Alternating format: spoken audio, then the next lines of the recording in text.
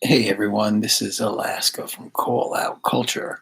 I hope you're enjoying the podcast. And if you are enjoying the podcast and you feel inspired to start your own, let me tell you about the system that we use. It is called Anchor.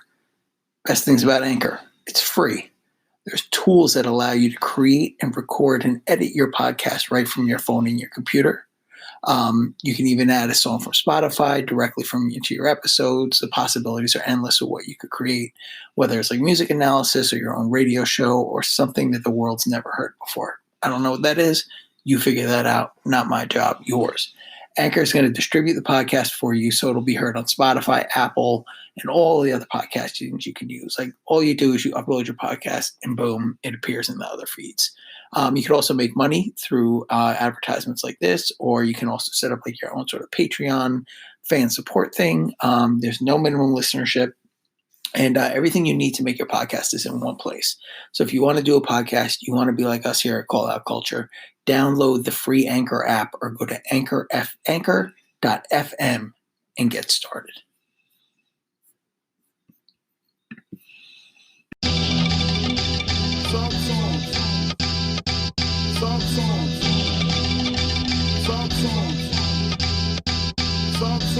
Welcome to Call Out Culture Podcast with Alaska, Curly Castro, and Zilla Rock.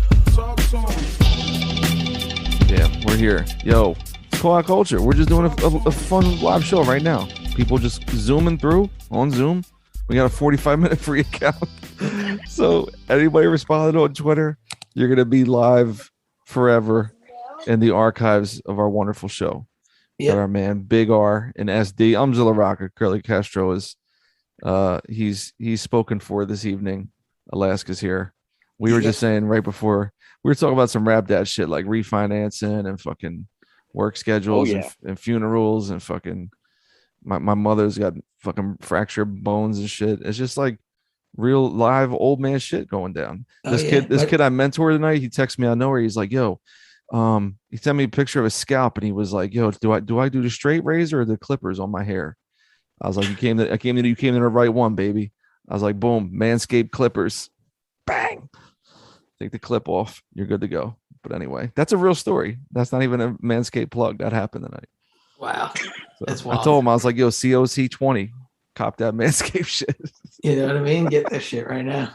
Get that Keep shit. both heads clean. I didn't say that, you did.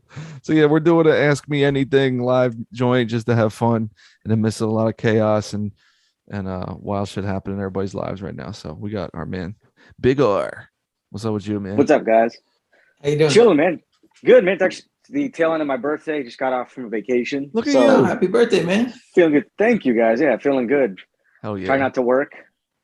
Try not to watch my 2-year-old, but you know, it is what it is. Two is a fun time. Two is a good run. Bro, you talk about being tired. So yeah. Well, that's that part, you know, is seemingly Nothing to do trash. about that.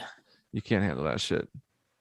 Well, I guess my question that I have is just for me. I've been a fan for a very long time, but you know, I would say I knew about Alaska's music just because my age group, we were, you know, Def Jux was right at the time I was in college, so that was Right. like what we got into. But Zilla, I mean, I got into, you know, I would say rather recently. Yeah. And I feel like for both of you guys, good traveling back and listening to your older stuff, this last few years for you guys, just objectively, and maybe you've seen it with the streams and purchases and interest. Mhm. Seems like it's like been a real uptick. I agree. And you guys are, you'd arguably, not saying late in your career, but this isn't the first few years of your career. Right. So for each of you guys, like what do you think that's attributed to? Alaska, why don't you answer first? I mean, I think it's finding good people. Oh shit, my guinea pigs are going crazy. It's finding good people to be around. I think for me, it was like I got to a point, and I think I might have mentioned this in the past, where it's just like I got sick of everything. Yeah. Like I hated like the industry side of it, like the whole music business side.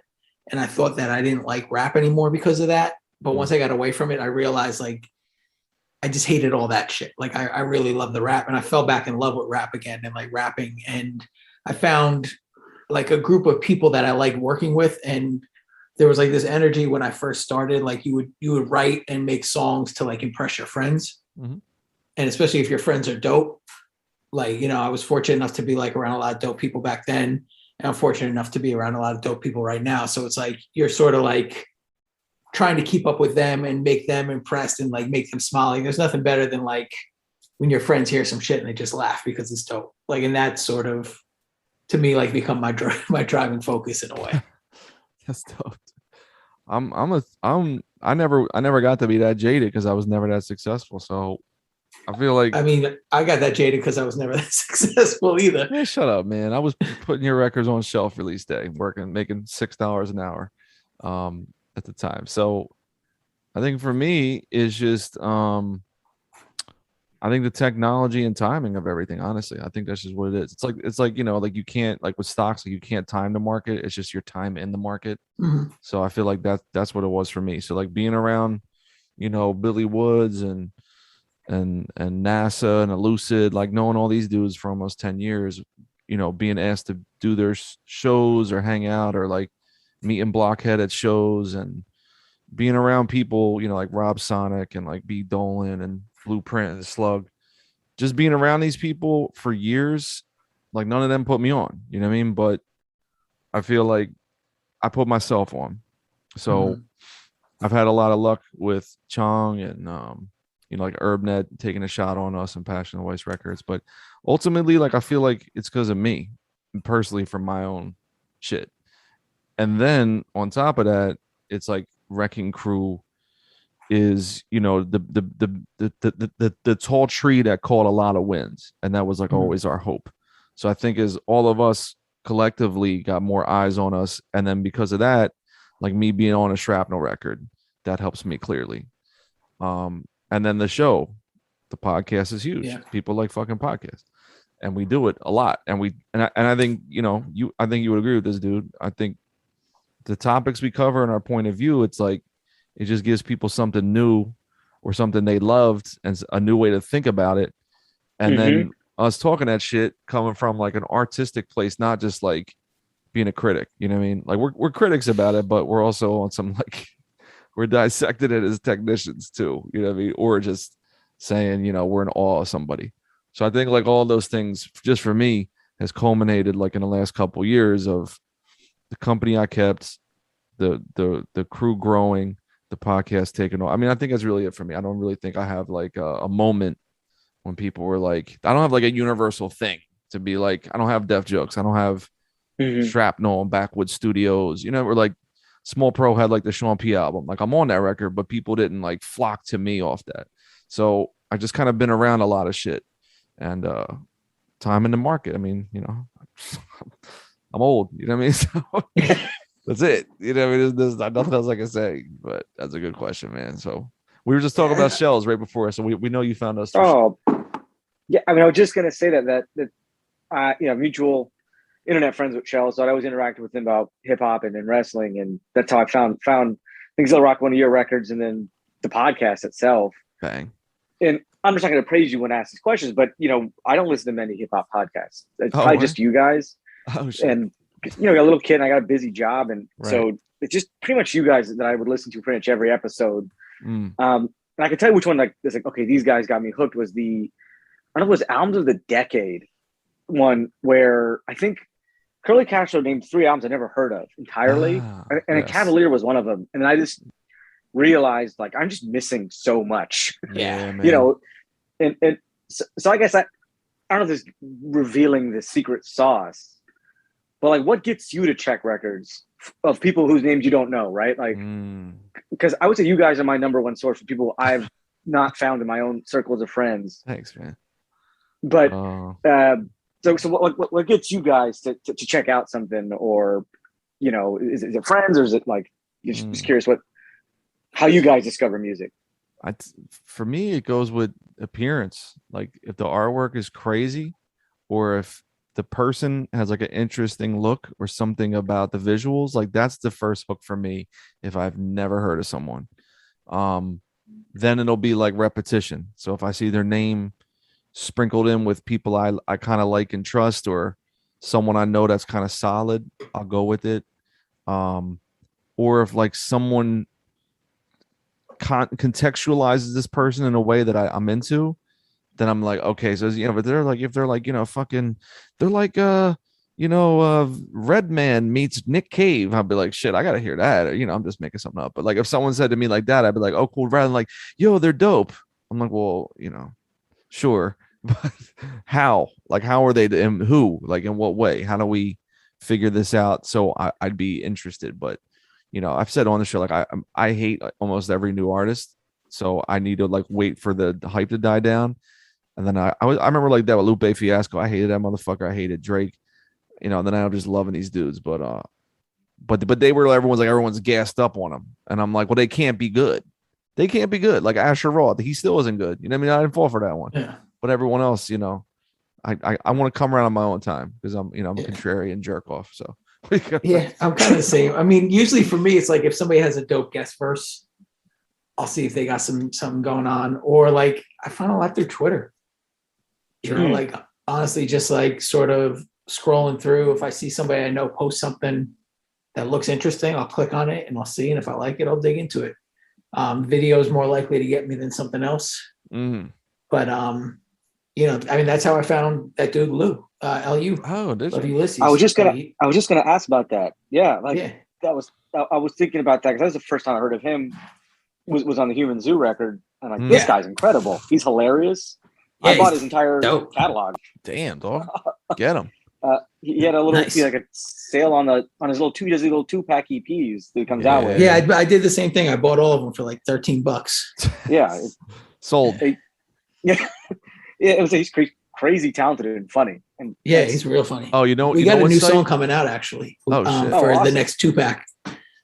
Oh, awesome. I'll say this too. I fell off of it a bit, but I still dip back in the waters. hiphopbootleggers.net. They leak my shit. But like they got my man Koof's album. Shouts to Koof Knots, man. One of my favorite Philly cats in the world. They got his new album, artwork by PQ. Album's called K Mayunde with Christine Elise. Because she plays, Koof raps with a motherfucking harp player. Koof is one of the illest, coolest Philly dudes in the world. But like they got his shit up. I go on this site a lot sometimes. Just again, I look at people's artwork.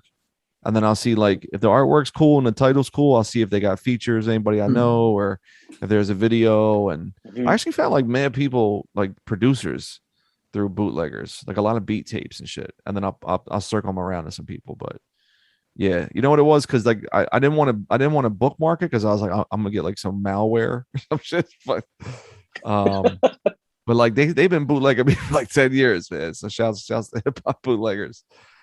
Tap on my pockets. Yeah, that's how I do it, man. What's yo Big R? What's your favorite Wrecking Crew project this year? And I won't be offended if you pick, someone else. It's funny. It's funny because I was just thinking about that. Had a vacation, and I just had some time to myself to play some jams. And I think right now it's probably Prem Rock's. Low Bearing Crow's Feet, and that I mean, it's the beat.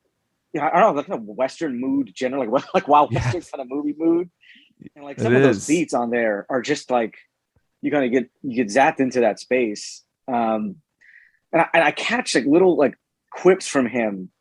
He's so like when he makes fun of what you fantasize about. I'm like, hey man, or you're daydreaming about, and he's like, hey man, like, I'm not trying to take it personal, but the succinctness of it. My favorite track is probably the intro when you and Curly are on that intro, the Reductive joint. Oh yeah, Reductive. I love that beat. I love just like the informal chorus. I don't know if informal is the right way, but you guys are just kind of talking your shit and leaving. So that's and I guess if I look at my streaming, that's probably the number one. Bet. Great. I mean, so many good Human Zoo, Vegas Vic, Robert Hutton, and then you have your collab compilation. And I just think about like I probably listened to most of the stuff from you guys this year, and if I didn't find your podcast, I don't know if I would have. So it's really cool. That's dope, man. Yo, the Prem shit is like. I mean, I on this call, I've known Prem the longest, obviously, out of you guys, but Prem is like, he's who he was the first day I met this fucking guy is exactly who he is now, except doper in every capacity of his life. You know what I mean? He wasn't one of those guys like, I don't trust this guy.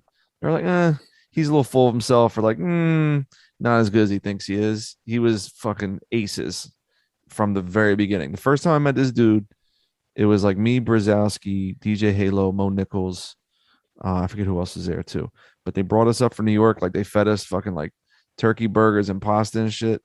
And then it was like, I was not used to like people being solid, like feeding people. I was like, oh, this is crazy. Wait, is Prem from up there?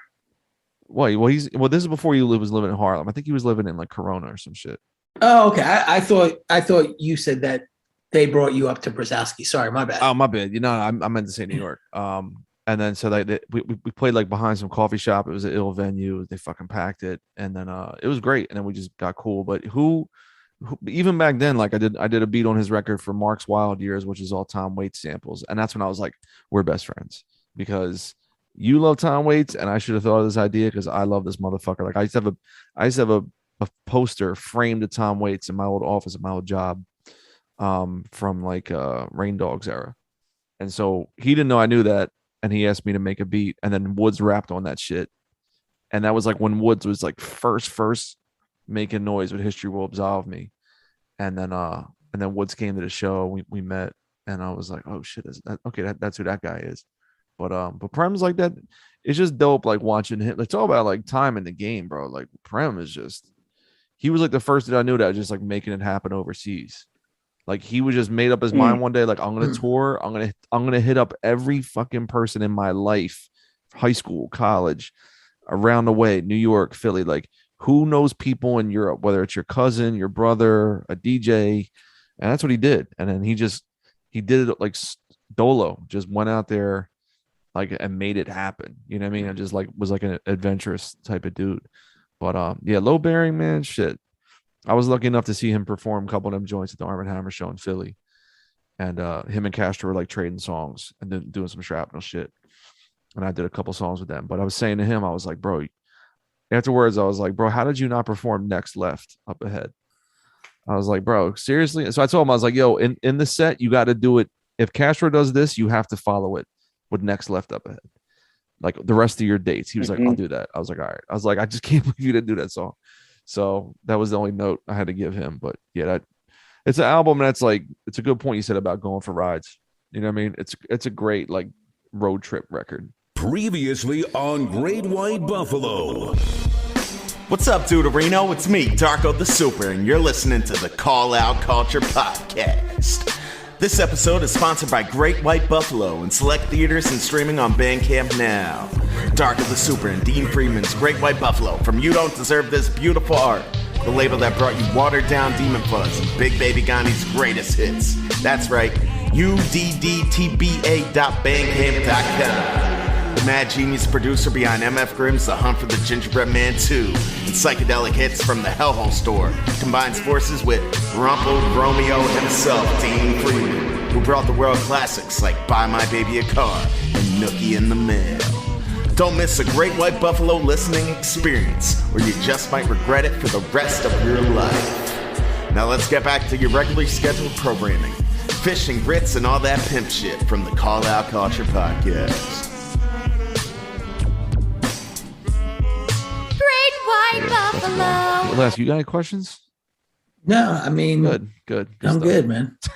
yo, I thought you were from Houston for some reason. Maybe it's because you talk about the Rockets all the time. Literally wearing a Rockets t-shirt. You poor son of a bitch. Yeah, it's so beautiful suffering. I was born in Richmond, Virginia. Okay. And so I had family in Houston when we had Akeem Olajuwon. Whew. And Nice. so that was basically the first games I saw when the old Compact Center. We're just to reveal more about me. Like, we're Indian and Hakeem's Muslim. Like, that's as close as we're going to get at the time. You're right. I like the logic behind that. Like my uncle. That's amazing. Yo, that's that became ill. my favorite player. And then, they've been. I never lived in an NBA city for a while, so it was just an easy team to root for. Now, not so much. But yeah, we relocated to sunny San Diego, so it's not bad. Sick. Not a bad place. Yeah. I That's a nice just move. miss I just miss. I mean, it's like you guys are New York and Philly. But I do miss the opportunity to go to live basketball. I got to drive hella hours. So but I'm at games. I'm active. I've been like 3 yeah, I know. years. I'm just pure jealousy seeing you on Instagram. Like, wow, you just go to a game. I was wet. I was like, yo, my wife like, I got my company's tickets for Sixers Blazers tomorrow. You want to go? I'm like, yeah, I'll go. My company's tickets, Sixers Nets. You want to go? Yeah. Preseason. You want to go? Yeah, I'll go. But I never get like no LeBron tickets. I never get LeBron tickets, but it'll be like a fucking Wednesday. Like the Wizards are in town. She's like, you want to go? I'm like, yeah, I'll go. Sure. Or like one time Jeff Weiss was in town. Like it was like right before COVID. And I was like, yo, Sixers are playing like the Cavs tonight. Let's just fucking go. And I was like, all right, we just scoop tickets. And that was like the game Ben Simmons had, like he hit a 3-pointer. The fucking place erupted. I'm like, this is how pathetic this shit is. Like I was happy, but I was like, we went batshit for a fucking all-star, all-NBA dude who hit 1 3-pointer against one of the worst teams in the world. Like that's where we were in 2019, 2020 before, the bottom fell out in the sky. But yeah, I'll say this about the NBA games though. I don't know if this affects you guys. That day I went to Sixers Cavs with Jeff. That afternoon I went to a Flyers game. Okay. So I went to 2 games that day. And when you're at a Flyers game, and like I love hockey. I'm super casual as a hockey fan, but it's like hockey games are so quiet because they just have like they'll just play like 90s house music and then like 80s hair metal. But the action is constant. So you're just hearing like the skating and the pucks and shit. During a basketball game, bro, they're playing 700 rap instrumentals at ear-splitting levels for 2 hours and 15 minutes straight. Yeah, man. Jesus. If I could shout out the Memphis Grizzlies house DJ. He goes, his real name is Justin Baker. I forget his DJ name, but he'll play like RJD2 Diverse remix. Like he'll play like Gangstar. Oh, yeah, wow. So if you watch just any Grizzlies game, if you guys want to borrow my NBA League Pass to do this, watch a Grizzlies home game. Wow. And they'll drop like and it's like Memphis is his own hotbed of music. I love Memphis. Rest in peace to Young Dolph, of course. Rest in peace, man. Fuck. Miserable news. But it's like I think he grew up on the East Coast because he's playing like the Ebonics instrumental. Like, it's 2018. They're like, wait a minute, what? He's playing No Jumper Cables instrumental. And everyone in the court just stops dribbling. Like, what the fuck is this music? Oh my god! He's playing "We're Famous." We're famous. The entirety. There it is. It's just the song they did about driving a car. Oh my god! Before them sitting on stage in chairs. Oh my god! He's playing like Mr. Lift, fucking live from the plantation. Push button objects. Play fucking Soul. He's playing Human. Was it what album called? Bottle of Human Soul. What the fuck was that shit called? Oh yeah, Bottle of Humans or something like that. Yeah, he's like song. Oh my god. They're like John Morant scores it up for 2, and like Soul plays in the background. What the fuck is going on? It's amazing. Just playing Atmosphere, but only when they had the other dude that like Spawn. Oh my! What was that dude's name? Only. Spawn. I think Spawn with an exclamation point. I think. No, Overcast had the exclamation point. Spawn was it. That's right. Oh my God, I remember the vinyl. My homie Noah had that vinyl, and when we were in college, and I'd be at his dorm and shit, and I would look at the Overcast cover, and I'd be like, I'm like, oh, this must be like some like jazzy shit. You know what I mean? Like this is like jazz rap or something. And then he dropped that needle, and I was like, this is not fucking Us Three, Cantaloupe. This is like some other shit. But yeah, shouts to Sean. Last time I seen those dudes, we were like backstage. They would always like bring us backstage. We were just kicking it. It was like one of the LeBron finals. I think it was like the last one when the Spurs whooped their ass. And we were just like backstage. And then he was like, and then we went, and then it was like they were opening for like some jam band or something. Who the fuck? It was a weird bill. It was like the crowd was like not knowing what the fuck Atmosphere was, but it was packed. And I was like, this is it was like not Cottonmouth Joe. Cottonmouth Kings or some shit. Whoa. One of them type of groups. Yeah, like one of them. Cottonmouth Kings. Like yeah, that's who the fuck was it? I gotta look up that event. It was like the weirdest co-headline and run with Atmosphere. And I was like, you guys, man, you guys just fucking do it. You know what I mean? You're just like out here crushing it. You know, it's packed, having a blast, doing whatever. Having you music played at fucking Memphis Grizzlies games. Lucy, you know what I mean? The girl with the tattooed hands. Oh my god. Jaren Jackson, 3-pointer. If we hear a fucking slug in the background. Well, I interact with them on Twitter. These are ideas that we can make happen. Yo, that's fun. Or at least pester them about it. Yo, that is and shouts to my man Shadilak. He just speaking of Memphis, I found Shadilak. He's an ill producer from San Antonio. I found him on Hip Hop Bootleggers like 10 years ago. So I retweeted a thing about Young Dolph and Alaska. He said the same shit I said. Shadilak's like, I have to admit, I hadn't really listened to Young Dolph or Key Glock until about a month ago. But since then, I haven't played shit else when I'm exercising. That album, that Dumb and Dumber shit from Dolph and Key Glock, that shit is get busy music. Like you gotta move around playing those albums. And they're funny. Yo, Dolph was so funny. Oh my god. So funny. That's like the worst part about like when someone who's really funny gets killed. Like it wasn't about, daring people to get at him or something. Like that wasn't the kind of rap. Maybe he was like in real life. I don't know, but his rap style was like everyone just having a good time, laughing their ass off. Listen to this guy. Oh my god, it's the worst. Yeah. Shouts to him and his family. Dude, I went down this rabbit hole. I don't know if you're like familiar with the old website I had. But it was a website called Siffle. Oh, well, yeah, you wrote about me.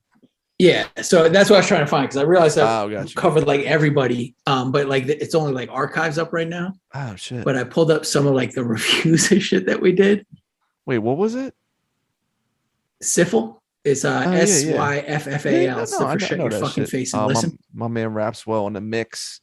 What's up, Rapswell? From Pen Pals and West. What up? I just found. Don't talk about the Knicks, man. Ugh. When we were talking about the Memphis Grizzlies in-game DJ playing like super indie backpack shit over the speakers. I love that shit. I remember like during the playoffs last year that during one of the series, the Suns, their guy was playing like Beat Nuts like every time, and I was like, how do you get this job? Like, incredible. We were saying like one of us was gonna play like We're Famous from L and ASAP after someone hits a fucking overtime 3. It was that underground, huh? Something like that, man. We last week. You guys say real quick? Sorry. So I was just reading some of these reviews and I want to share what I wrote about one of Milo's records. Okay. For Toothpaste Suburb. Oh yeah. So there's like just these different questions. It was like a staff review, and the first question was, "What's the best track and why?" So I wrote, Argyle Socks, May Hellfire Live longer than any of us, featuring Bus Driver.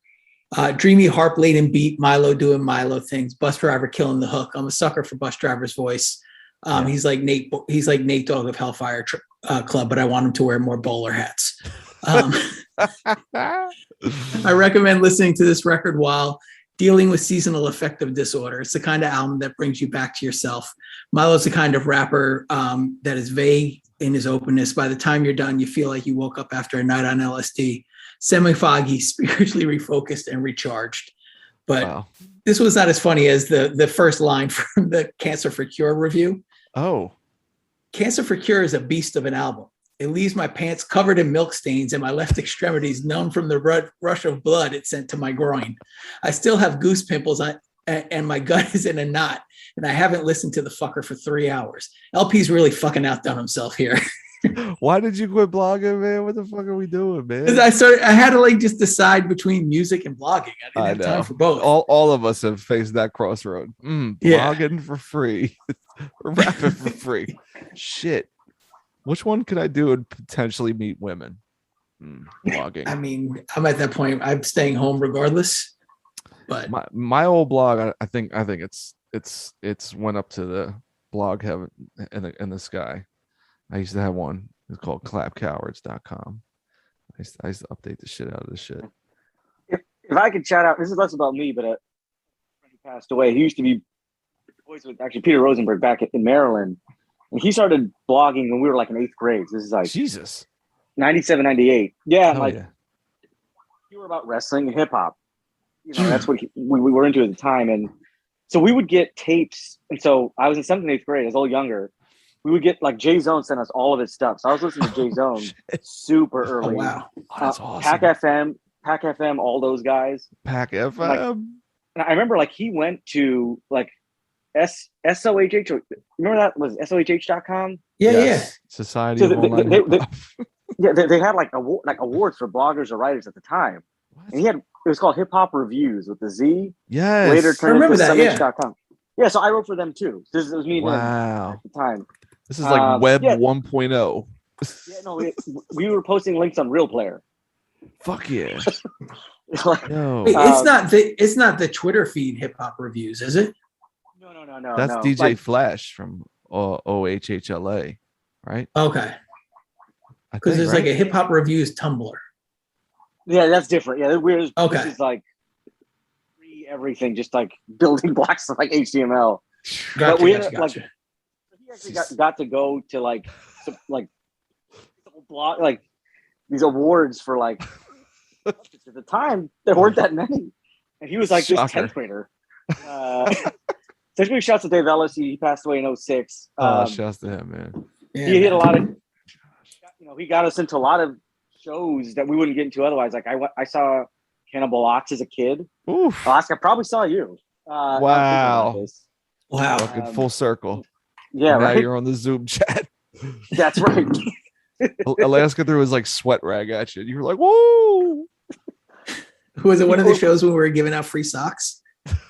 No, I'm so I saw like the Adams Fam show, and then it was in and around a Rock Steady show. Oh wow. They have the free one and they have like the pay for one. Yeah. So we saw them twice in the weekend. We saw them at the free one, which is I think it was at the Pier. Yeah, It it was at the pier. It was LP and Vortal and Vast.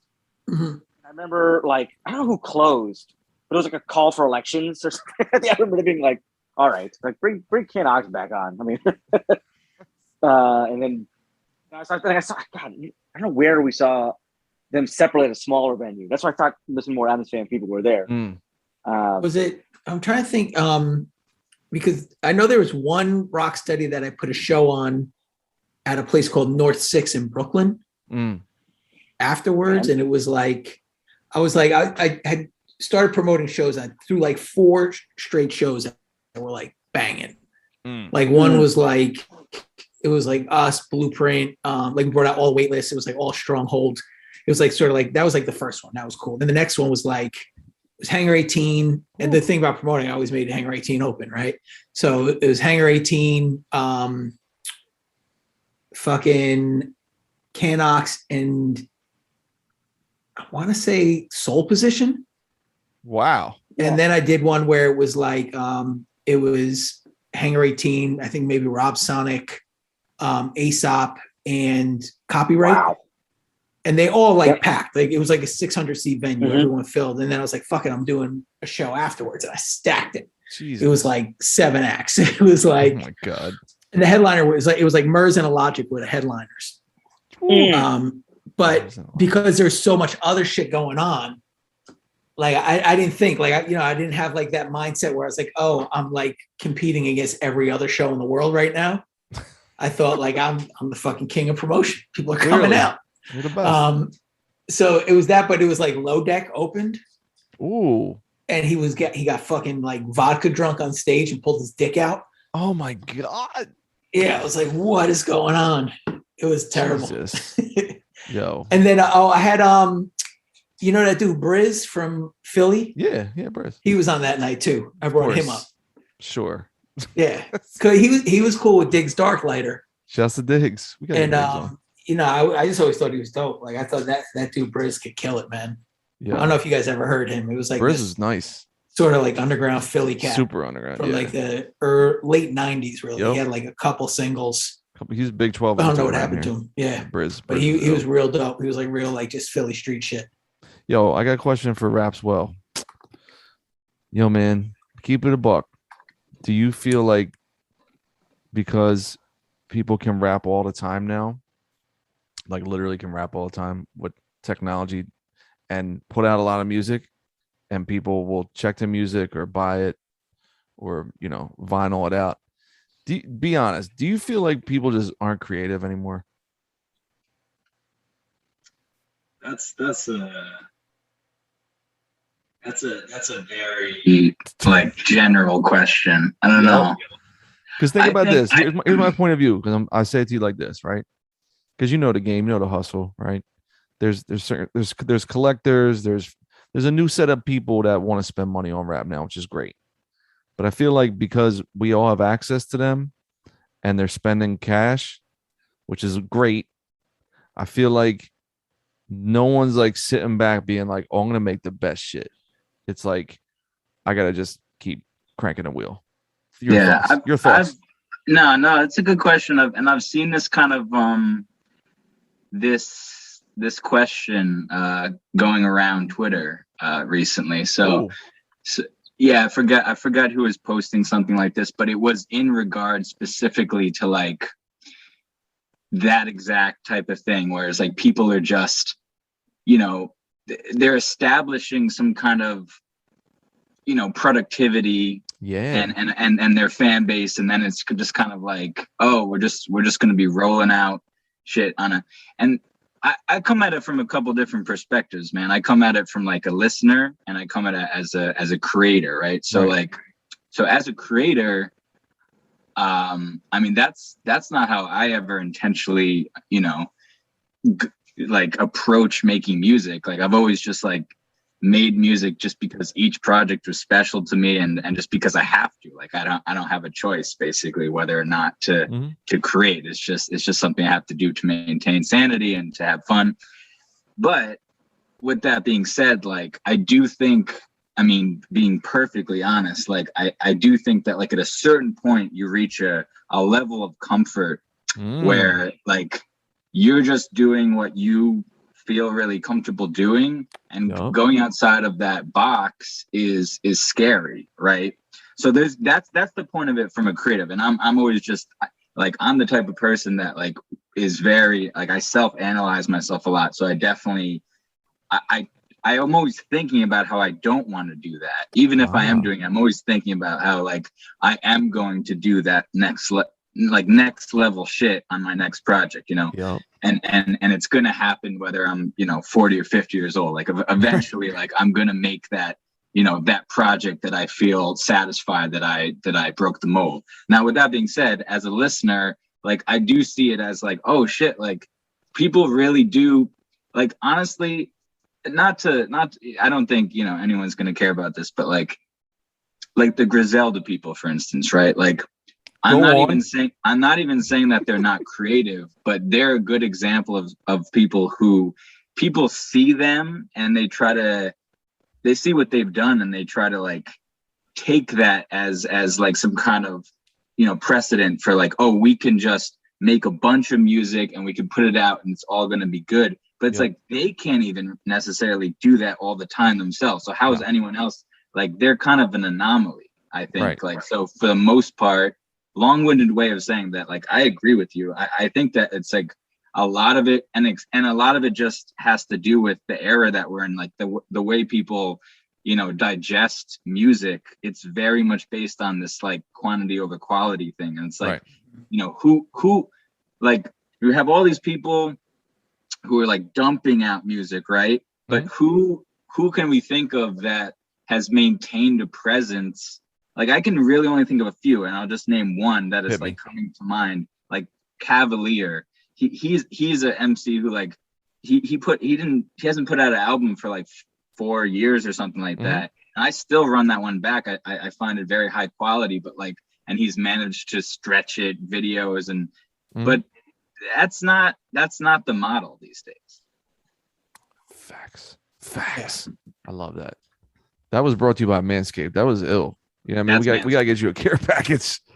Please, I need it. You can see. Yo, I just think it's ill. It was like a topic me and Castro talked about, maybe doing a show about, where it's like, I think it's an interesting time where, again, you can, if you got a lot of ideas, you can get them out, and then the market's going to decide, you know, where they want to put their money and attention, which is cool.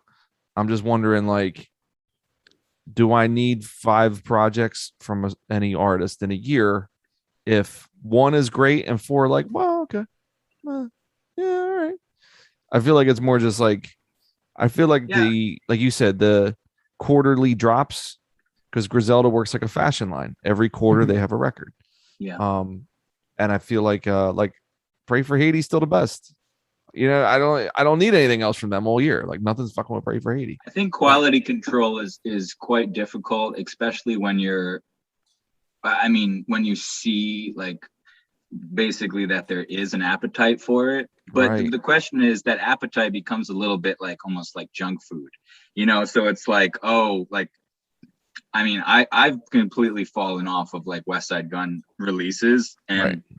I used to be way more on top of it, and then I'll feel like obligated, like, oh, I got to go through this, and I'm listening through it, and nothing's really hitting me. Correct. And that's not because it's not good, but it's just like it is that, you know, you do kind of, there's a very fine line between like when you're kind of like, you know, keeping people waiting in anticipation and just like overfeeding, and Right. and also, you know, the other thing is that it's just, I don't know, like back to the quality control thing. Like, again, as an artist myself, like, you get to a point where you if you're very creative and you're making music, it's this balance between like, I'm making all this stuff, I feel like it's good, but you also need to have somebody to tell you like, okay, what is the best? Like, that's the best, is when you're like making a project and you have like 20 songs and you want to like cut it in half, because that ends up being, you know, a great project. But I think for the most part, it's tough. Like, it's tough to do that, like to you know, use quality control on your own output. It's very different. I think that's where like the deluxe projects come in. I like when people do that. I think there's also like from an artist standpoint, and it's something that like I've been going through a little bit. Like, if you dump out so much material, like, you need to eventually take shit back in, right? Like, Right. You're putting everything out. Right. You need to take time away and put stuff back in so you can get more perspective and get more creativity going, right? Right. Like, you're reading more, you're watching movies, you're going to museums, you're just going for walks, engaging with people. And that's the stuff that feeds into new ideas and new thoughts. Otherwise, you just like sort of like start color by numbers. Right. Like, you know, like we did the Cargo Cults record. I did the shit with Jason Griff. I got the shit with Ray, and they're all sort of like similar vibes. Mm-hmm. And it's like, I was just like, I could keep doing that shit over and over again. It's become easy, but I don't want to do that anymore. I've been feeling the same way, dog. That's crazy you said that. Yeah, it's like, it's something needs to change, otherwise it's Right. going to become boring. So Yes. it's like, you know, like, that's why like the new Cargo Culture record, like every like 2 months I'll hit Zilla with like, here's the new song, Right. you know, and it's like, That's I'm a taking goal. more- But our That's goal for this record is Kanye. We're like, yo, we're going Kanye with this shit. yeah, We're gonna say slavery was a choice, but better. is that what we're going to say? Yeah, that's the I'm I title. was We're signing wondering up where for you're that. going with that. Like, Yeah. You're like, yeah, when I put this MAGA hat on, it feels like Superman's cape. The album. Yeah. It's Nihilist it's Millennial 2. the sort of the necessary drift from my like liberal libertarianism into Right. like just full on MAGA troll. Yo, did you watch the Drink Champs with him? No, I We didn't talked watch about it that, yet. right? When We did, yeah. when him just going at Quali and fucking John Legend and Common that was worth the first hour and a half just to get to that point. Oh my god. Oh, it was like things we had said on our own show about Common and Quali at points over the last couple of years. He said that shit like as a dude who's made them both all the money they've ever made in their lives. He just oh my god. It was glorious. It was wonderful. Yeah, you know what's funny, Max? What you're saying about the quality control. So me and Andrew, shouts to Andrew. We got 2 Andrew projects on deck for next year. So one's me and him, where he called me at a good time. He was just sending me fire beats. I was banging him out in the spring, summer, and then he had a record done. So the last couple weeks, I was like, yo, you know, let me hear the album so far. Let me hear the track listing. And at the end of the week, we changed the name of the album. We cut 2 songs, and then we totally rearranged the record. You know what I mean? And it was like Andrew's like what we gotta have him on the show. Andrew's like the nicest, sweetest, most pure, creative. I just do it because I like it type of guy. Like I'm not in it for shit. But I couldn't tell over text like if he was like really mad and it hurt, you know what I mean? But I was just like, and I'm trying to keep the text with like a good emoji vibe going, like, hey, I know you're gonna be defensive about this. I get it though, homie, but we gotta change this, and we gotta cut these two, and we gotta put this here. And but I was doing it in waves. I was like, all right, the first thing I'm gonna say is we're gonna cut these. How do I tell this guy we gotta cut these songs? All right, boom. That's the first thing. Second thing, we gotta rearrange all this shit. Boom. Third thing, getting rid of the album title. We got to come up with something better than this. So it was like a whole process versus like if he just sent it to me and I'm like, cool. Yeah. I mean, I trust you. It's, let's just give the people what they want. Let's just dump it out. It's still good. Yeah. It's still a really cool record, but it's not that good. I think on the creative side, the other part of this, and this goes beyond just like putting out lots of music. Like when you're making a record, like I'm sure you've all experienced this, like you have that initial time period where when you first, either when you wrote it or first recorded the demo or first the song's first mix, whatever it is, where like you're just really hyped on it, like you're hyped on all of it, like and you're excited about it, right?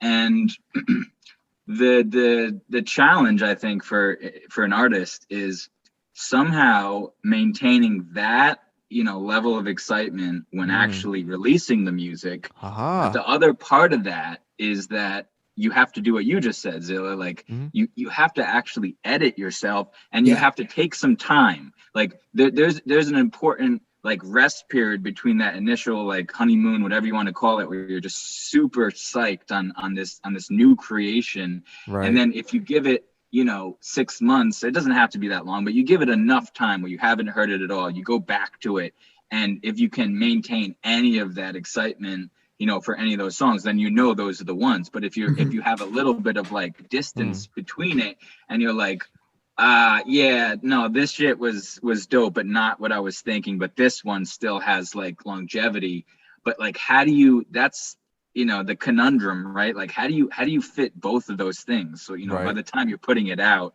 you're feeling good. I mean, these things come in cycles too, right? Like pretty much. I agree. The Black Panther Party 10-point program, written October 15th, 1966. We want freedom. We want power to determine the destiny of our black community. We believe that black people will not be free until we are able to determine our destiny. 2, we want full employment for our people. We believe that the federal government is responsible and obligated to give every man employment and a guaranteed income. 3, we want an end to the robbery by the capitalists of our black community. We believe that this racist government has robbed us, and now we are demanding the overdue debt of 40 acres and 2 mules. 4, we want decent housing fit for the shelter of human beings. We believe that the white landlords will not give decent housing to our black community, then the housing and the land should be made into cooperatives so that our community, with government aid, can build and make decent housing for its people. 5, we want education for our people that exposes the true nature of this decadent American society. We want education that teaches us our true history and our role in the present-day society. 6, we want all black men to be exempt from military service. We believe that black people should not be forced to fight in the military service to defend a racist government that does not protect us. 7, we want an immediate end to police brutality and the murder of black people. We believe we can end police brutality in our black community by organizing black self-defense groups that are dedicated to defending our black community from racist police oppression and brutality.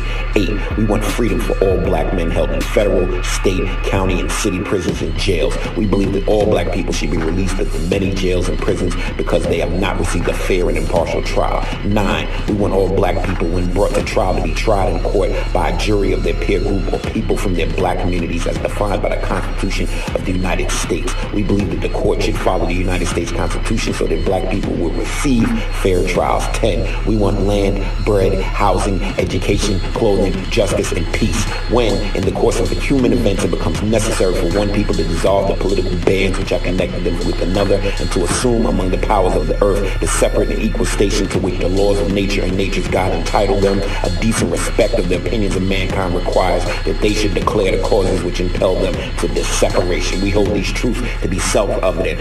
All men are created equal, that are endowed by the Creator with certain inalienable rights, that among these are life, liberty, and the pursuit of happiness. Little Robert Hutton, Curly Castro, out on Backwoods Studios. Get it now. You never know who's going to hear your music and in what context. So that's why I feel like, you know, until you are this type of person where everybody's like, you know, really waiting in anticipation for each release or whatever you want to, however you would like to play it. I mean, look at someone like Isaiah Rashad, like, or Kendrick, like these dudes. I mean, they just do what they got to do. And people are like, you know, nobody has ever been like, oh man, like Kendrick, that dude puts out way too much music. Like, that's just not how it is, you know? It makes them stand out because they don't do that shit. You know what I mean? Like their whole thing is, it's going to take me 4 years. But that's like the old model. That's like the 90s, the 90s model where you take like 3 years between records, or how LP used to do it, just like 5 piece.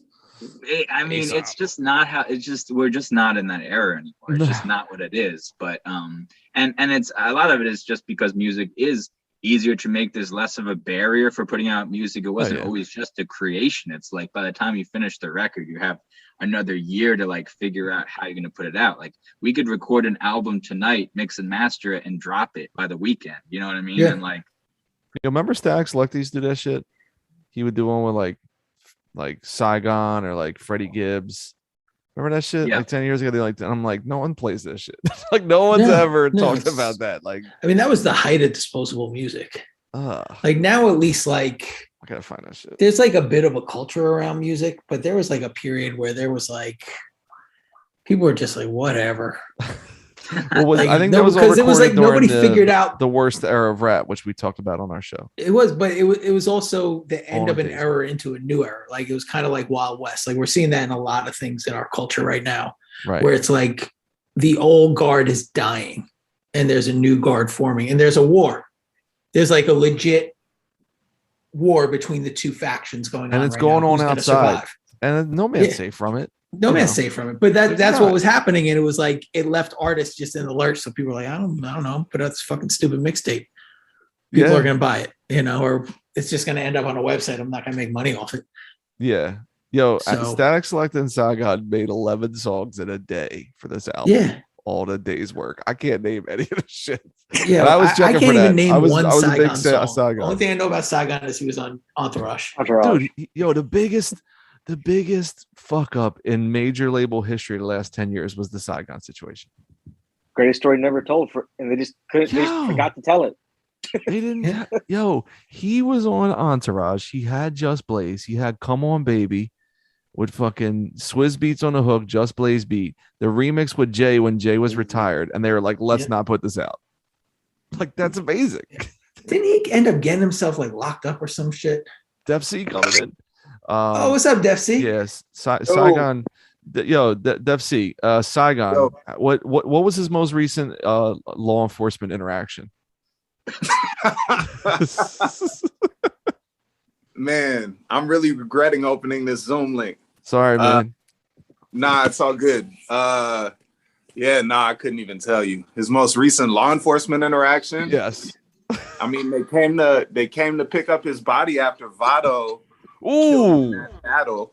Vado. I know that happened. That's good battle rap knowledge about you coming fresh in the Zoom link.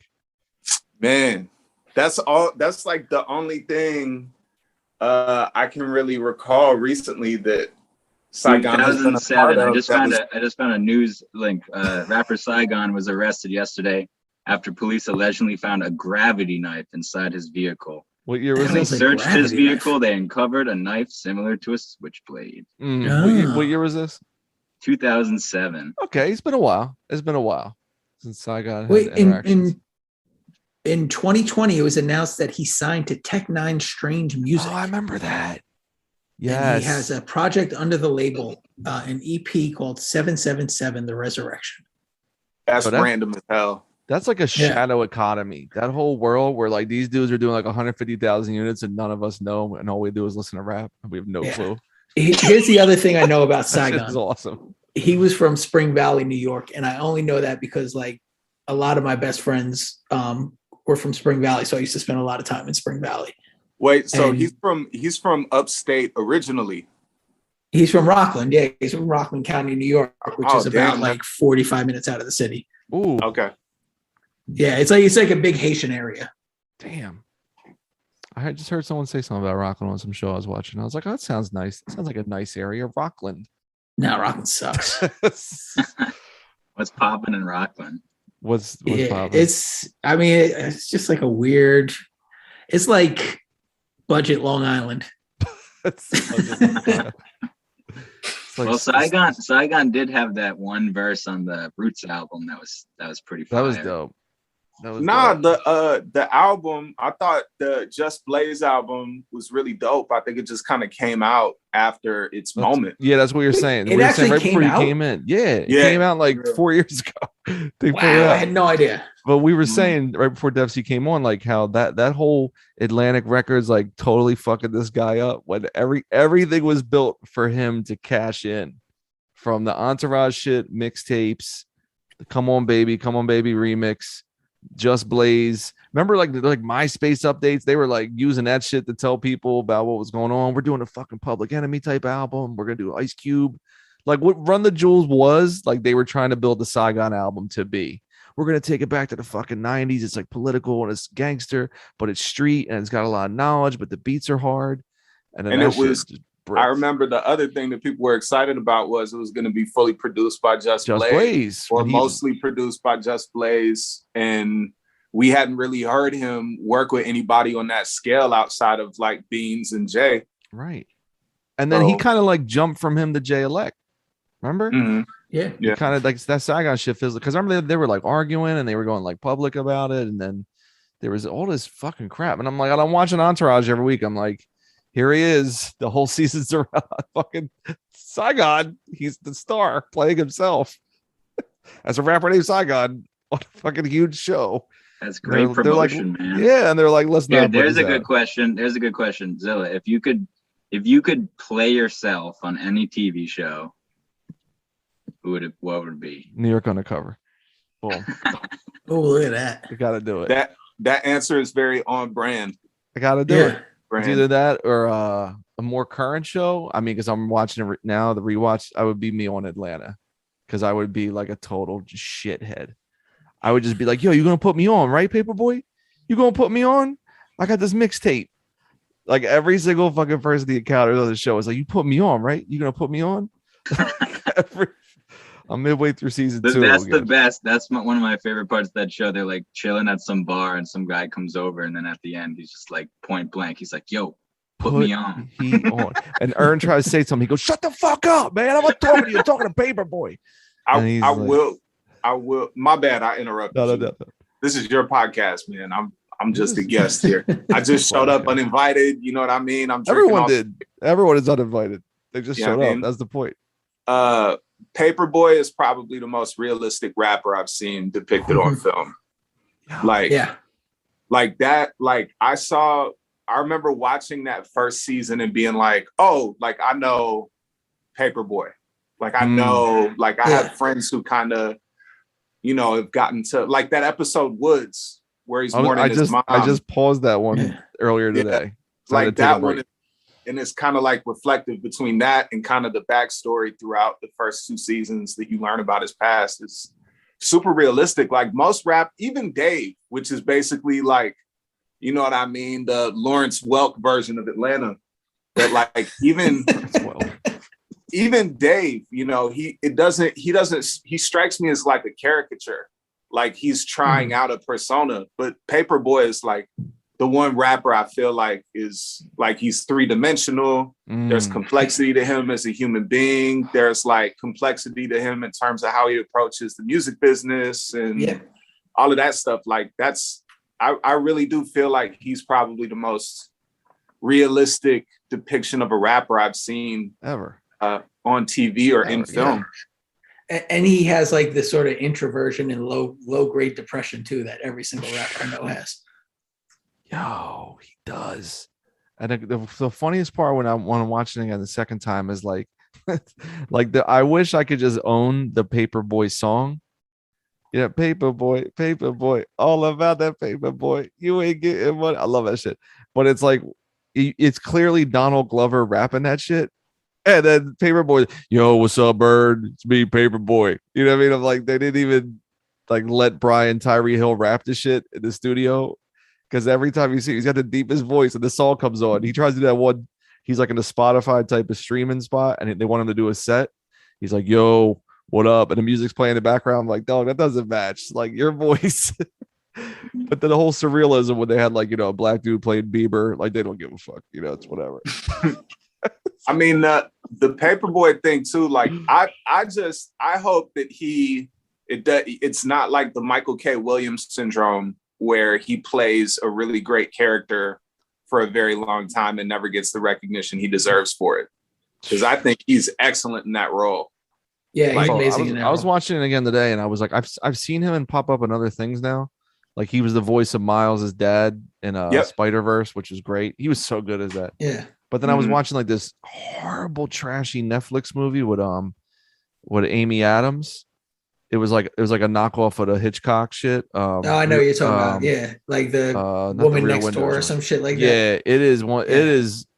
It is laughably terrible. It is a great schlocky piece of shit, and he's in it, but he just plays like some generic detective.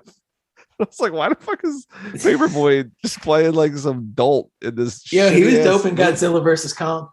He's in that joint. Yeah, he was great. He's a conspiracy theorist. He's in this terrible Melissa McCarthy HBO Max artificial intelligence movie. Oh my god!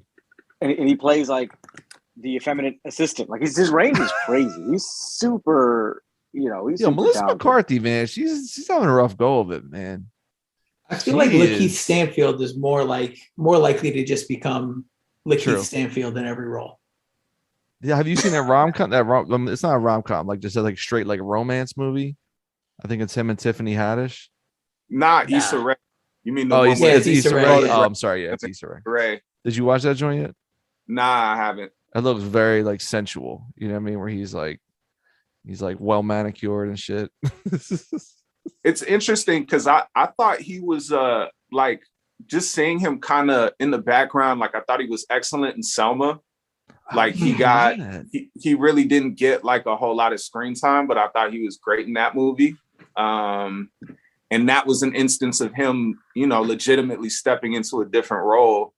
And then even the bit part he had in Knives Out.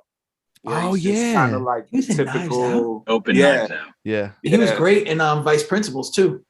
Oh, he's a shit, dude. So I think it's just a matter of like if he continues to get roles that really motivate him, I think he's gonna do some pretty amazing stuff. I mean, the Fred Hampton flick, he was. I mean, I thought he deserved like a lot more praise for that one. I still gotta watch that. I'm lacking. Castro is he's bugging me. He's awesome in that. Oh, he's fucking great, dude.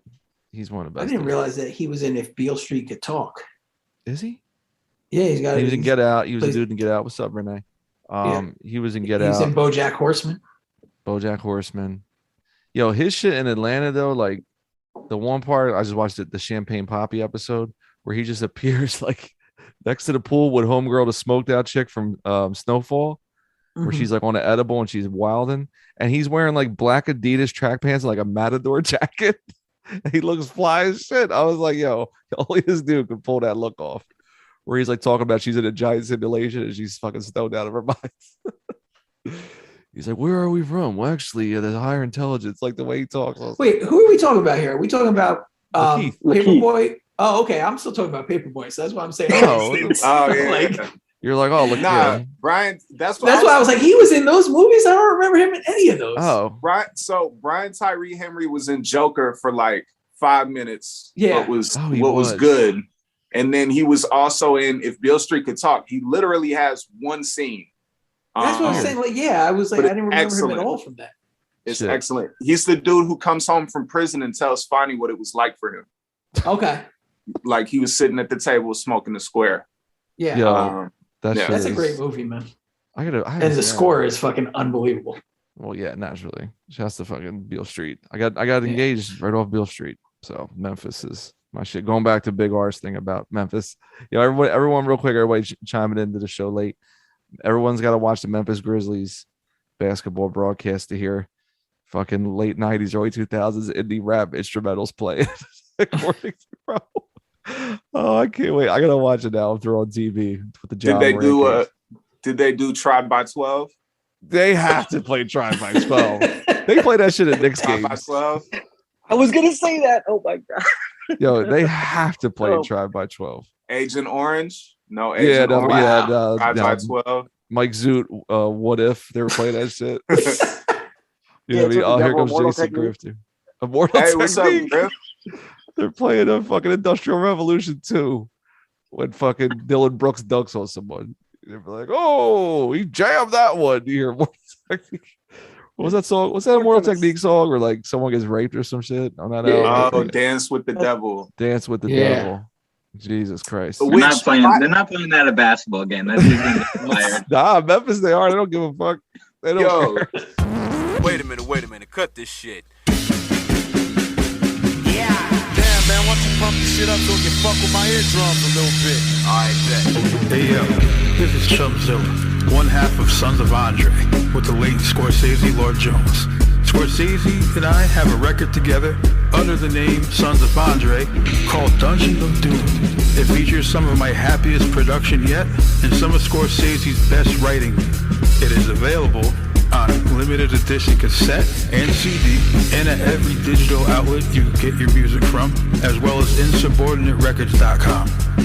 Dungeon of Doom features appearances by Alaska, Zilla Rocca, Poison Pen, and Alex Ludovico, stealing the goddamn show on this very beat. So you can go get Dungeon of Doom wherever you fuck with music at. Long live Scorsese. Hey friends, it's me, your friendly neighborhood podcast host, Alaska. And I'm here to tell you about an exciting new project that I just released with my friend Jason Griff. You might know Jason Griff from his many appearances on the Call Out Culture podcast, as well as his groundbreaking work with the Griff Scorsese Midnight Express album. Also, his solo project, Fireside Chats. You need a sweater and a bearskin rug for that one, fellas. Anyway, we just dropped a new record called Human Zoo. And Human Zoo examines the cages that we put around society and the self-imposed cages we put around ourselves. It features exciting tracks like Reboot, featuring Fat Boy Sharif, and Animal Farm, featuring Love Ulysses. We also have additional vocals from the likes of Alex Ludovico.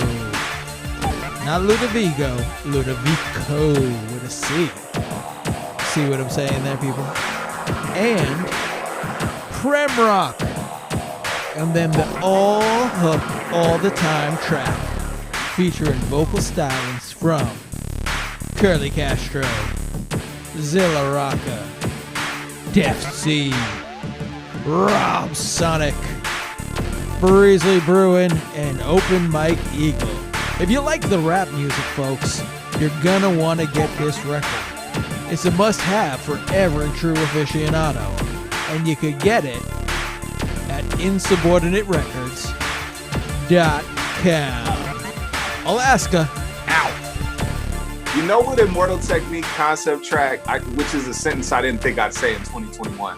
You know which Immortal Technique concept track is better than I Remembered is that Peruvian cocaine joint. Yeah, that Is that the one where his mom's selling him drugs? No. That's when he's like a dollar bill covered in coke or something. It's the one where he's like going through the chain of like how cocaine in the United States and like Tone Deaf, Pumpkinhead, Poison. Yes. Oh wow. Fire. I remember that joint. That's I had a that good on song. CDR. Yeah, that whole album is really dope, man. Like Industrial. Before a bunch of people came through, we were talking about like the blog era and just like, you know, hiphopreviews.com. But I was gonna say, like, I was heavy on like the undergroundhiphop.com forums back then. Oh yeah. Oh hell yeah. And that Immortal Technique Revolutionary Volume 2 came out, like that was that heated up those forums. Yo, here's a real question. On that fucking UGHH, how many dudes were on there who didn't live in Boston? Yeah, I met two of my best friends on that fucking chat room. Yo, like what's two up, dudes baby? in New York, like my homie The Reggie. only rest in well, peace. you, Max, and the other two guys. Only 4 people that and were then not from Boston. this on dude that G list. Battle, I met him on there. Oh shit! Did you? Yeah, I met G Battle on there like G fucking Battle. in 98 maybe. And it was like we were all on it, and I was like, "Yo, who's in New York? Let's go get a drink." Oh shit! And he was like, "Yeah, let's do it." And then we became friends. Dude, I met Griff on MySpace. Yeah, Real so shit. Alaska's a Red Sox. Alaska's a Red Sox fan, so he counts as a Boston resident. Oh, that's Yeah. I know, that's disgusting. That's fucking disgusting. Still, I was so happy to Griff. What are you doing, man? You're outside Trader Joe's right now? No, this is actually my background for work Zooms. Oh, okay. Parking Your work garage. Zoom is your work Zoom. Yeah, it's the parking garage. That shit is meta. Shouts to Zuckerberg. That shit is wild meta. Hey, salute Griff. I actually it was good meeting you at the Army. Yeah, Griff was telling me. Yeah, and Zilla, me and Griff talked about that thing. Bang. Me and Griff talked Yo, about you that ain't the thing. only one I'm trying to set up. I'm the fucking and- hip hop fucking matchmaker, bro. And I already have a thing to send you. Look at that. Oh, damn, Look at that's that. crazy. Look at these That's fucking crazy. guys. And Yeah. I also wanted to introduce Griff to like half the Chicago hip hop scene that was there. See what I'm saying, Griff? 'Cause, yeah, We he- outside. That was perfect because I don't leave the house much, so that was good. And I mean, if you look at the roster of rappers I work with, there's very few from Chicago. We're which all is on this. super weird. We're all on this fucking chat. There's a roster of rappers you work with. We're here. This is just Yeah. us. Just me, Alaska. Yeah, it's just me and Zilla at this point. This is just us. That's pretty much inside the fucking call out culture world. Yeah, what's the name? I'm trying to hook up. What's the name? Disco Vietnam and Rich Jones. That's my next love connection. I'm making that happen. I was just talking to Rich on the phone today. Woo! We were DMing him. I was like, "Yo, check it out." And Barry's like, "All right, what's the best Rich Jones songs?" I'm like, "Check these joints out." And I said to Rich. Rich is like, "Oh shit! Oh, which ones did you pick?" I was like, "I'm not telling you. You're gonna find out if he wants to reach out and hit you up."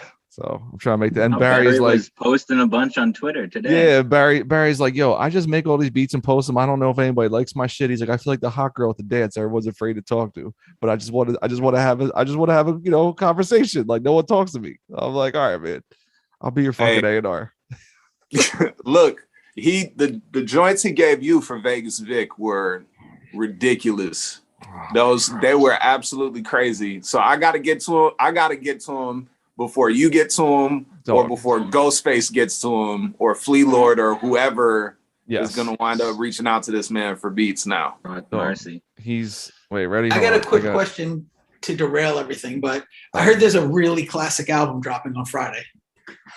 Or is not Friday, in 2 weeks. Next Friday. 2 weeks. It's like on Tuesday. I just got this one. Wait, I got this when is one. it coming out? I thought it was coming out Tuesday. No, dog. First of all, I'm flexing Wait, on I'm the. talking about Def No, C's. we're talking to Def C. Oh, I think you're talking to me right now. I'm like, dog, No, I'm man, your holding shit's the been classic. I'm holding this bitch. nah, my joint is we moved it up a little bit to kind of avoid all of the Black Friday hullabaloo. So we're gonna be dropping on Tuesday, which I'm waiting till day after tomorrow to announce everything. But suffice it to say, 2/3 of Call Out Culture is on the album, and it's gonna be pretty good, man. It's all right. It's a pretty good album. It's all pretty right. good. That's Pretty good guess. Messiah Music. Yeah. Yeah, you That's were fine. smart because you know what you'd be competing with on Black Friday? The Yeah, that motherfucking too. Career Career Crooks mini Crooks. disc, motherfucker. Never You ain't got elite. that. We out here. Nah, not at Mini all, discing man. on you. What about, man, yo, I almost put my joint out on a floppy disk. When the disc You know, got I mean, revealed, just to- game got just- real. You know what I mean? I was, if you buy the floppy disk, I gotta mail it to you in the year 1996. Yo, did you ever see the Mike Eagle floppy disk album? No. The CD? Yo, man, when Mike was like first touring heavy, he did one where it was a floppy disk black case and the CD like slid in that bitch, but the case was a floppy disk case. That shit was crazy. That was like 2011 Eagle.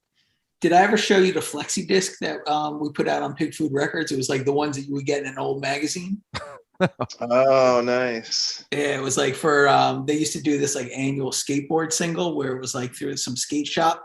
Oh, and shit. they would always put out like a Pig Food Records skateboard and do like a posse cut with it. And they, for 1 year, they just decided to make like those little flexi discs. Flexi disc. Yeah, I need to. Speaking of Griff on the call, I might need some coffee here, Jason Griff. My 40, Hey, look at that. my 40 That looks mug. good. Pardon me.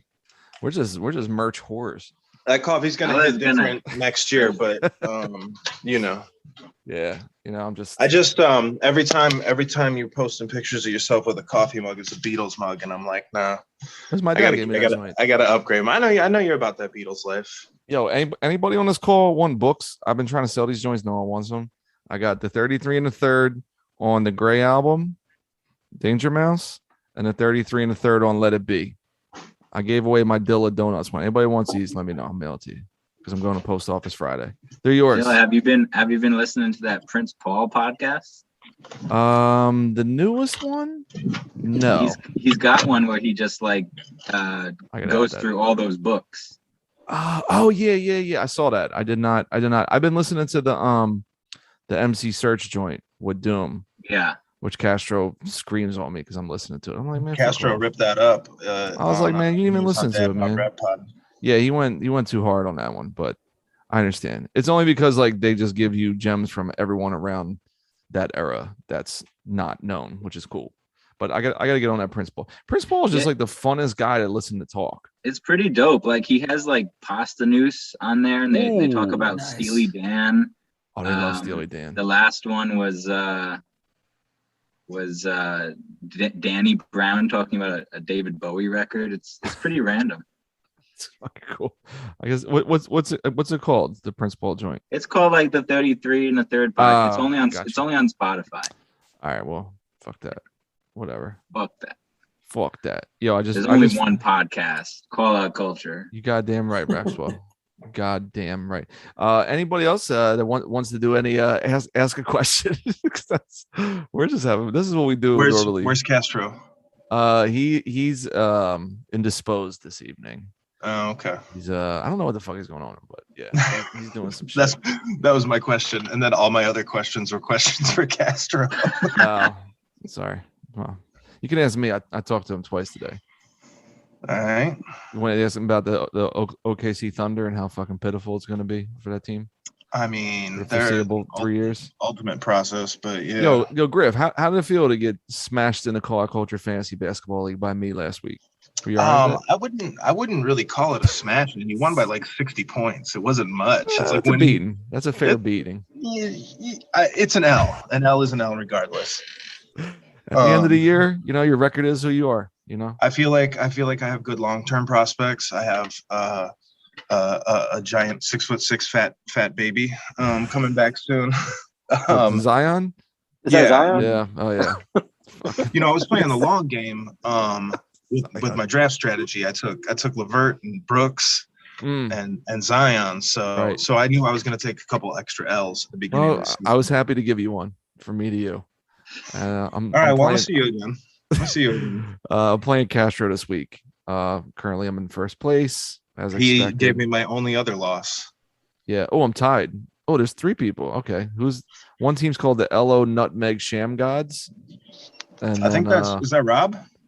No, and another dude is Ted Danson, but it's a picture of Ted Danson.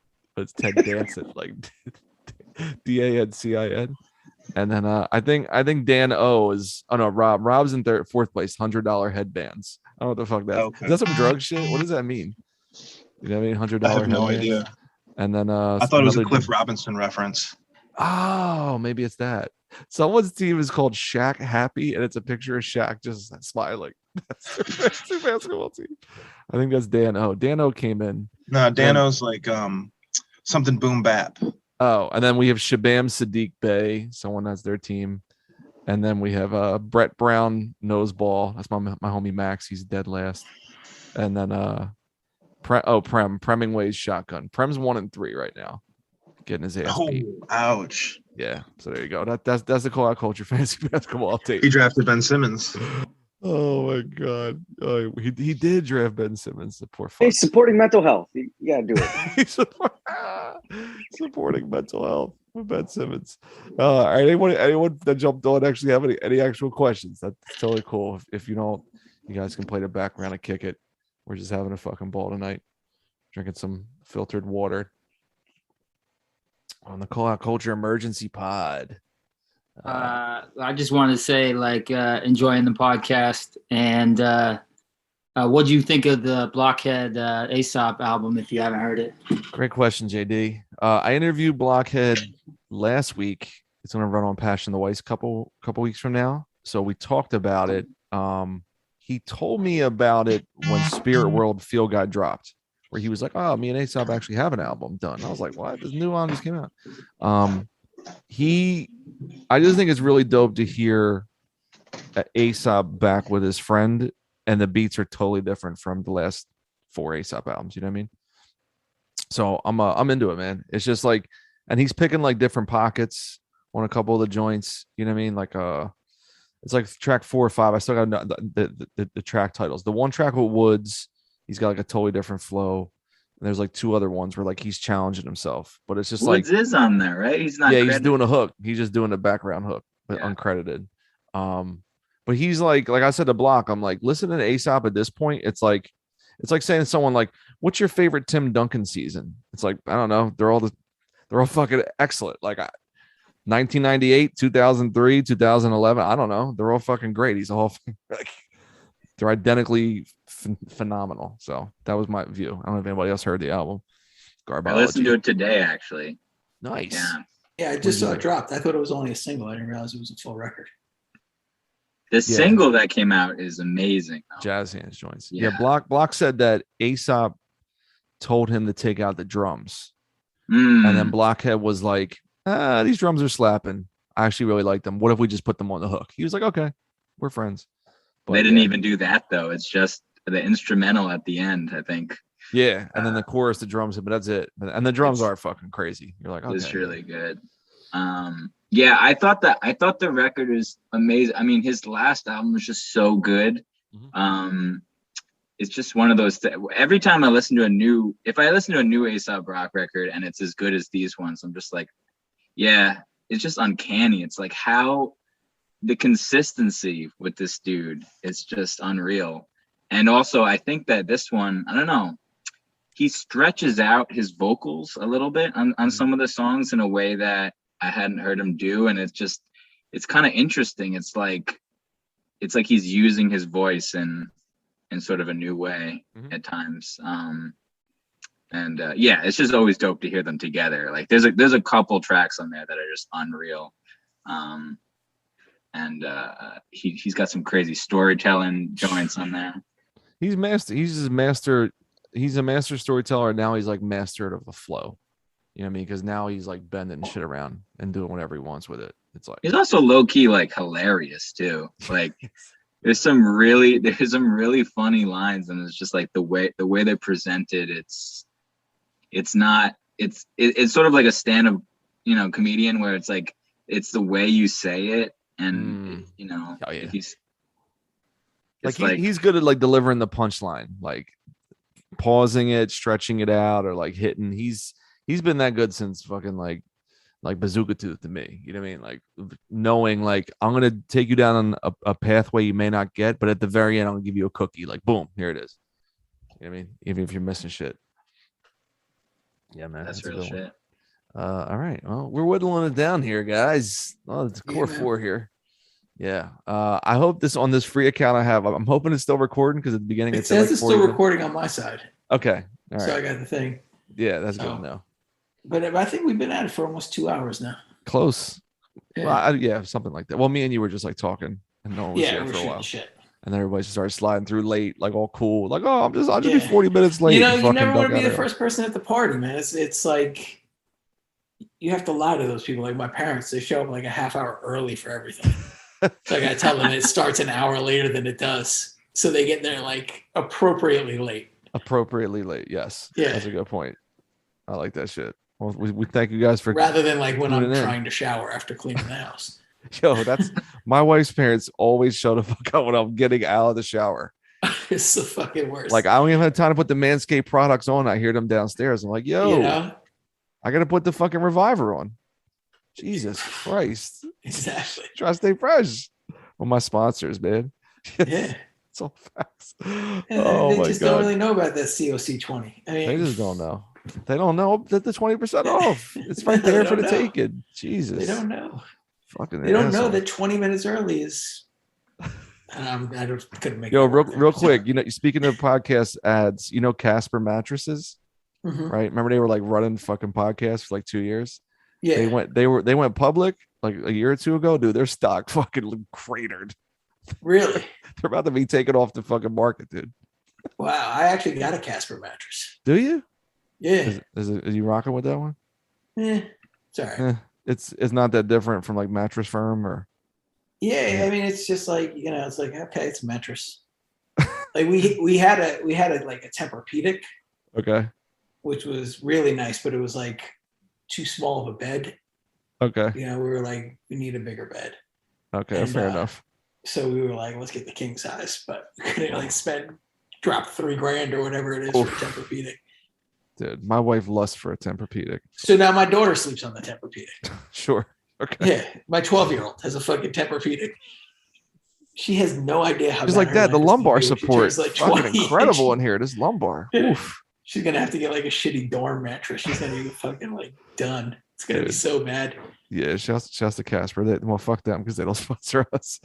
They're Yeah. about to be taken off the stock. Well, exchange. that's why they're losing. Yo, man, They could have done the COC 20, and then Yo, they'd be man. like, boom, we've been here. This is stocks, like baby. episode 119 or something. We're out here. Yeah. Oh, real quick, you know who album coming out? Dumb Hot 2 is the homie Wally Clark. New album Goon. Oh, word. Produced by Flu from Australia. This shit is hard. You play me that joint. Yeah, Wally's fucking nice with it, man. So everybody check that. Check the Def C joint. Check the Pen Pals out. Check out Human Zoo.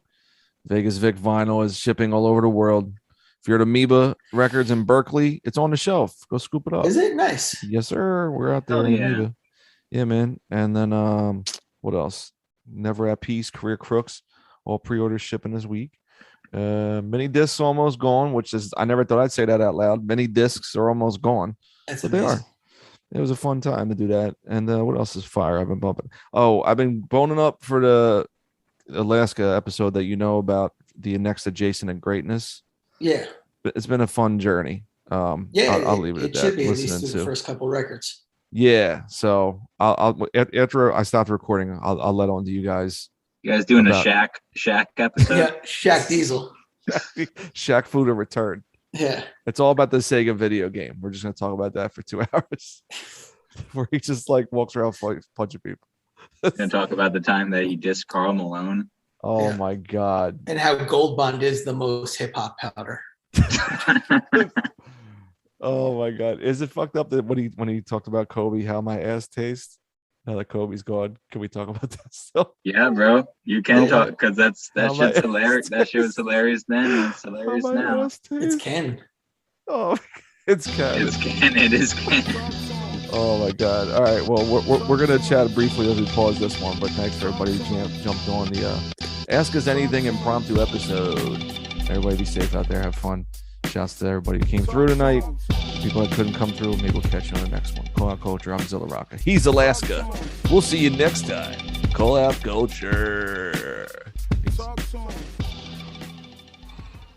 As we do it this time, a new premiere from me and Small Professor as Career Crooks. This song is called Spiral Book, featuring Curly Castro and Prem Rock as Shrapnel off the album Never a Peace, dropping Black Friday. Pre-orders still active now for limited merch. Get it at wreckingcrew.bandcamp.com. Here is the latest leak as promised, Spiral Book. Yeah. Okay. What it do? Racket Crew. Finished basement style. My spiral book hold the world's most lethal. There's no cure for what my pen do neither. Hey yo, my spiral book hold the world's most lethal. There's no cure for what my pen do neither. Bring the fever. My flow is Ayurvedic, so I'll never catch a fever. You scared of my catalog, at least you catch the feature. No question, I'm Vic Sage, you barely see my feature. The student asks the question that creates the teacher. Went to Catholic school, we end up drinking with our teachers. Friday night lights, they flashing titties in the bleachers. You wouldn't take a charge, you always end up in the bleachers. Invisible man, the hidden hand, I pull the levers. Down 6,800 off a parlay and teaser. Fuck if you're 17, they still gonna squeeze you at their leisure. All you wanted was some new sneakers and some new 4-tempo speakers. There's no shame in looking sharp. Sunday seance, shades of Brooklyn after dark. Yo, the top cats with the top hats, charms on the brim. I'm Vince Carter with his arm in the rim. Yo, Curly Craven on a hunt for another moleskin. Got you open like I'm beady-eyed but tokens. Wreck within the crew, this do but few are chosen. I'm Dondi on 2 trains and enter an explosion. Now that I laid it out about your house, does she have lions? My homegirls, they weld hand grenades made in iron. So you see my bitches brew was always made in Zion. I cut the heads of all Delilahs, now it's raining giants. I'm closing chapters, McCoy with how I X my factors. I penned a rapture, from ghosts I learned to step off laughing. I had a rap book that once was signed by dirty bastards. I wrote comments, verbal murder to before and after. Spooky rappers, never dropping, always on the fringe. I'ma do Diallo, arm up in the rim. Chest heaving, with very little stress, leaving carry kittles, best season berry skittles. Oh, you packing flavor, let's see it. With dried up spittle, had the red doors painted black by littles, eardrums with fresh lesions. Grim reaping, known unknown, so what's been sown ain't shown. But less than the best reasons. All the litany and mimicry against me, but you can bet that I'm still on the next jet leaving. You loose leaf beef, don't leave the margins too often, odd flex. But I'm sure you got your reasons, darling. In college rule, subject line blank, or you're reading or discarding. Either way, we thieving, leaving in some kind of coffin when it dark. And you can tell the news is delicate, the way her speech sharp and no plea bargain. That don't mean don't keep options. Pardon me, the Balvini 14 talking and tell your story walking. Portrait of an artist, spiral notebook of a known crook. Considered out of mode, but still he rock his own look. And form mobile function, how they use that no look. So far, who bought the book? Now you look, I'm too shook. Career crooks.